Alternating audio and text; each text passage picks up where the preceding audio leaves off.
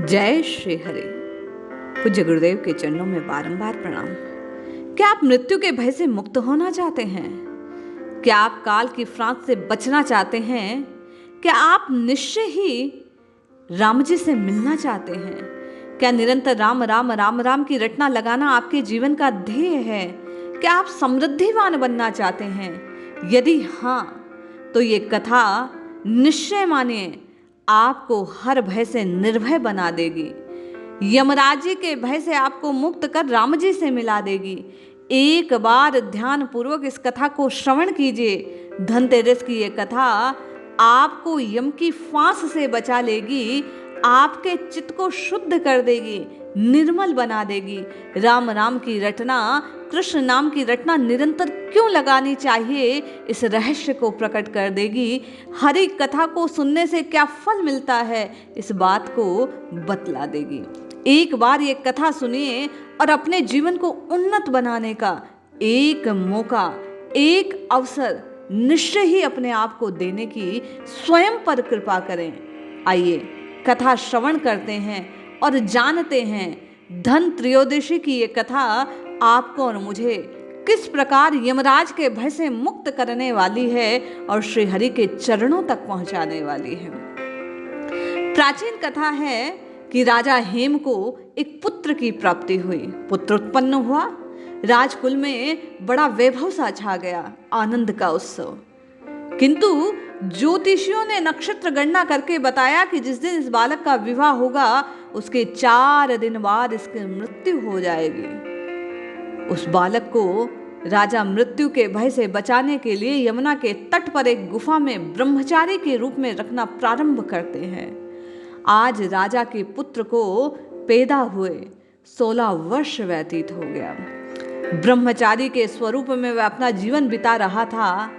अनायास आज महाराजा हंस की युवा पुत्री यमुना के तट पर घूम रही है। ब्रह्मचारी वह युवक राजा हेम का पुत्र गुफा के द्वार पर पहुंचता है। उस कन्या को देख उससे मोहित हो जाता है और गंधर्व विवाह कर लेता है। जब राजकुमारी को उसकी कुंडली में विवाह के चौथे दिन सर्प से काटे जाने पर मृत्यु की भविष्यवाणी का ज्ञान होता है, वह बड़ी विचलित हो जाती है। समस्या का हल निकलवाया जाता है। एक संत कृपा कर उस वक्त वहां पधारते हैं और उपाय निकलता है कि यदि ये जागता रहे, पूरी रात ना सोए, तो सांप के रूप में, सर्प के रूप में आया हुआ वह यमराज लौट जाएगा। चौथे दिन का समय है। वह नव विवाहित राजकुमारी अपने पति की आयु को बढ़ाने के लिए, मृत्यु के भय से अपने पति को मुक्त करने के लिए शयन कक्ष के द्वार पर अपने सारे गहने का ढेर लगा देती है, चांदी सोनों के सिक्के बिछा देती है, चारों ओर उस भवन में दीपक जलवा देती है और उसे कथा सुनाना प्रारंभ करती है, जिससे राजकुमार को नींद ना आए। अपने पति को सोने से बचाने के लिए वह हरिनाम का कीर्तन करने लगती है, गीत गाने लगती है। मृत्यु के देवता यमदूत स्वयं सर्प का रूप धारण कर राजकुमार के शयन कक्ष के दरवाजे पर आते हैं। उस रोशनी को, जो दीपक की रोशनी उन आभूषण और सोने चांदी के सिक्कों पर गिर रही है, यमराज के नेत्र चौंधिया से जाते हैं।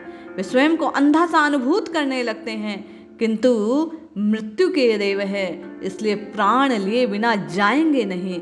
राजकुमार के कक्ष के बाहर जहां से प्रवेश मिलता है, प्रवेश द्वार पर यमराज बैठ जाते हैं उस सोने के सिक्के के ऊपर। पूरी रात बैठकर वह राजकुमारी जो अपने पति को कहानी, किस्से सुना रही है, गीत सुना रही है, भजन सुना रही है, उसे सुनते हैं। सुनते सुनते पूरी रात का समय बीत गया। काल की वह घड़ी बीत चुकी थी, वह समय टल चुका था जब यमराज को राजकुमार के प्राण हरण करने थे। राजकुमार के प्राणों के हरण का समय आज यमराज ने खो दिया। क्यों? कथा सुनने के प्रभाव से, कथा में खो जाने के प्रभाव से आज राजकुमार अपनी मृत्यु को जीत चुका था। आज उसने अपने कुंडली के उस भविष्यवाणी को झूठा साबित कर दिया था। किसके प्रताप से? उस नई दुल्हन की चतुराई से, उस संत के बताए मार्ग से वह मौत के चुंगल से निकल आया था। कहते हैं धनतेरस के दिन इसीलिए यमराज के प्रकोप से बचने के लिए यम के नाम का दीपक जलाया जाता है। वास्तव में आप और मैं अपने घरों में दीपक जलाते हैं, लेकिन ये दीपक कथा स्वरूप आपको और मुझे अपने चित्त में प्रत्येक साधक को जलाना चाहिए। इस कथा के मर्म को समझना चाहिए, रहस्य को जानना चाहिए। रात भर जागने से तात्पर्य है हम और आप इस संसार के चक्र में खोए हैं, सोए हैं। संत के, महात्मा के, गुरुदेव के वचनों से आपको और मुझे जागना चाहिए। श्री हरि की कथाओं का गान करना चाहिए। श्री हरि की कथाओं को, इस जीवन को सोने में व्यर्थ न करके हमें जाग कर सुनना चाहिए। कथाओं के मर्म को हृदय में धारण करना चाहिए। जिस प्रकार वह पूरी रात जाग कर राजकुमारी प्रभु का नाम गाती है, उसी प्रकार हमें उन्माद में ना खोए रहकर, संसार के चक्र में ना फंसे रहकर हरि के नाम का गान करना चाहिए, हरि कीर्तन करना चाहिए। राम नाम राम राम राम राम की रटना लगानी चाहिए, जिससे आपके और मेरे जीवन में भी उस राजकुमार की भांति सूर्य का उदय होए। वो कौन सा सूर्य है? ज्ञान रूपी सूर्य का उदय हो सके। हम और आप भी रोज रोज मरने और जन्म लेने की इस काली रात से बच जाएं, काल की घड़ी को टाल पाएं, श्री हरि से मिल पाएं, प्रभु से मिल पाएं, राम जी से मिलने के अपने स्वप्न को साकार कर पाएं। इसलिए आवश्यकता केवल और केवल उस राजकुमारी के समान संत की वाणी को चतुराई से अपने जीवन में उतारने की है। संत महात्मा कहते हैं राम राम राम राम जपकर जीव कष्ट से मुक्ति पा सकता है। इस बात को उस राजकुमारी के समान, जैसे संत ने कहा रात्रि में जागरण करने से पति मृत्यु से बच सकता है, वह पूरी रात ना सोई ना पति को सोने दिया, उसी प्रकार आपको और मुझे अपनी विवेक रूपी बुद्धि को नित्य निरंतर जगाए रखना चाहिए। श्री हरि की कथाओं का पान करना चाहिए, जिससे आपका और मेरा उन्माद जाता रहे। हम और आप विकारों की नींद से जाग पाएं, हम और आप परम पिता को प्राप्त कर पाएं, अपने आत्म तत्व को जागृत कर पाएं।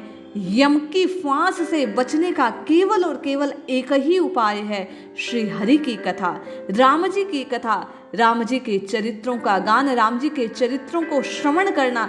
निश्चय मानिए धनतेरस पर सायंकाल आपने यम के नाम का दीपक जलाया या ना जलाया, किंतु यदि आपने अपने हृदय में हरि के नाम का दीपक जला लिया तो निश्चय ही आप अकाल मृत्यु से हर हाल में सुरक्षित हो जाएंगे।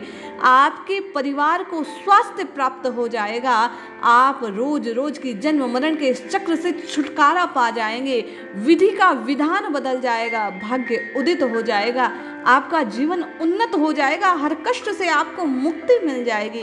केवल और केवल धन त्रयोदशी की इस कथा को सुनने के प्रभाव से यदि आप राम नाम की रटना लगाते हैं, निश्चय मानिए आप यम के प्रभाव से मुक्त हो जाएंगे, आप यम के भय से मुक्त हो जाएंगे, आप निर्भय हो जाएंगे। इसलिए जपिए जपिए जपिए नित्य निरंतर केवल और केवल हरि के नाम को जपिए, कल्याण अवश्य होगा। जय श्री हरि।